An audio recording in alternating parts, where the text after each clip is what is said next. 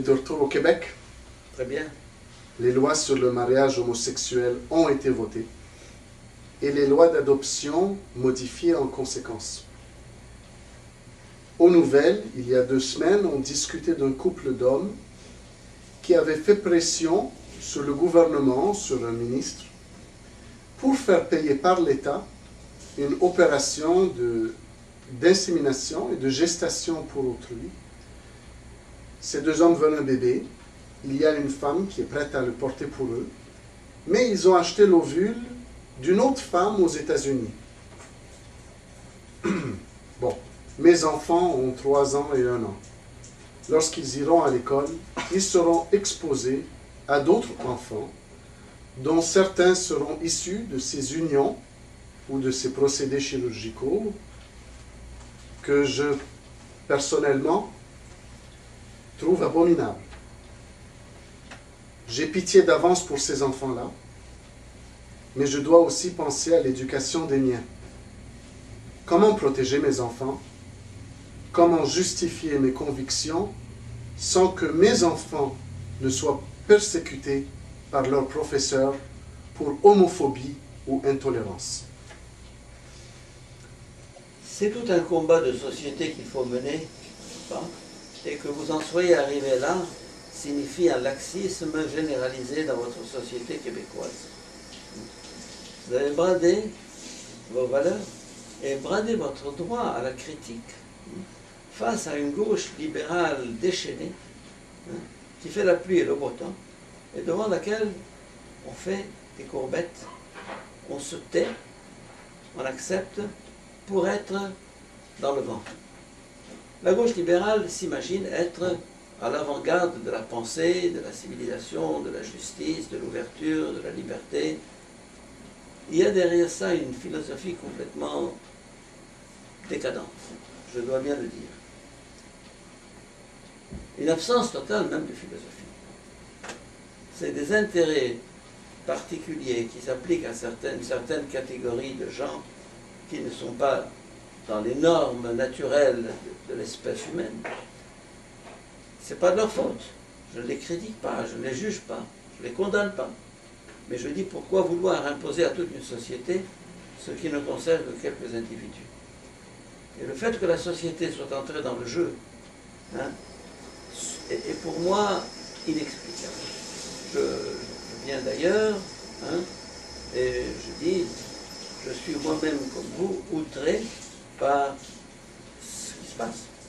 Et je trouve qu'il est grand temps pour des gens normaux de dire, écoutez, réfléchissons un peu.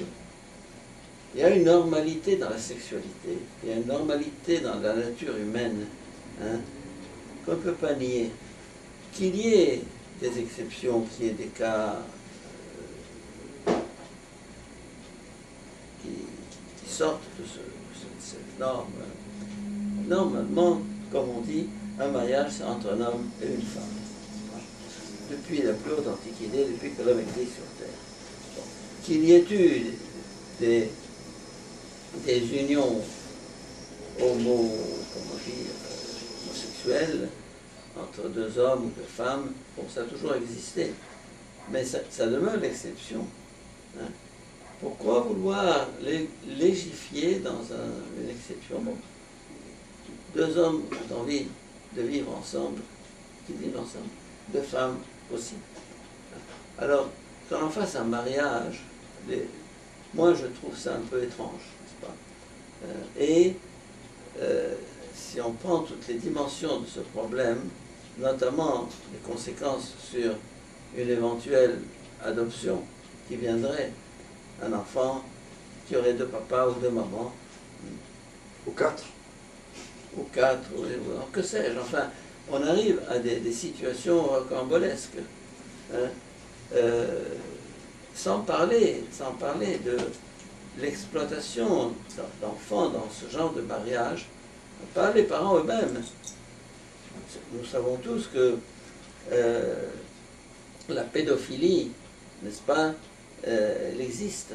Et sous couvert d'adoption, n'est-ce pas, sous couvert d'adoption, eh bien on peut arriver à des situations comme celle en Arabie Saoudite, j'ai appris ça avant-hier, où entre l'homme et la femme, il y a un enfant. Un enfant qui est prêté, qui est donné, qui est acheté, que sais-je, n'est-ce pas? Alors, et on fait entrer dans le jeu amoureux du couple, hein, comme un instrument de satisfaction de l'érotisme de l'un et de l'autre. Alors, il y a actuellement en Occident bien pensant, comme on dit, une perte des repères, une perte des valeurs, une perte des références, je dirais un Occident déboussolé, qui n'est pas arrivé, en ayant rejeté les normes de l'Église catholique, et n'a pas cherché à les remplacer par d'autres normes. On est dans une société non normative, c'est fini. Tout est possible, tout est permis parce que tout est possible. Alors, là, je dis non. Je dis non. Et là, je vais faire un petit commentaire. Les grandes civilisations, d'après Toynbee, Arnold Toynbee, c'est le grand historien des civilisations. Il a 9 tomes sur les civilisations. Il en a dénombré, je crois, 17. Et il a constaté que les grandes civilisations du passé se sont effondrées, non pas par suite de coups de l'extérieur, mais par suite d'une dissolution de l'intérieur, un effritement. C'est en train, je pense que ce qui est en train de se passer en Occident actuellement, c'est une société de plus en plus décadente. Décadente. Et alors, malheureusement ou heureusement, ceux qui cherchent à maintenir un certain nombre de valeurs, c'est la droite. Je dis malheureusement, heureusement, parce que moi, ces catégories, je n'entre pas dedans. Je refuse ces classifications de gauche et de droite, parce qu'elles n'ont aucun sens.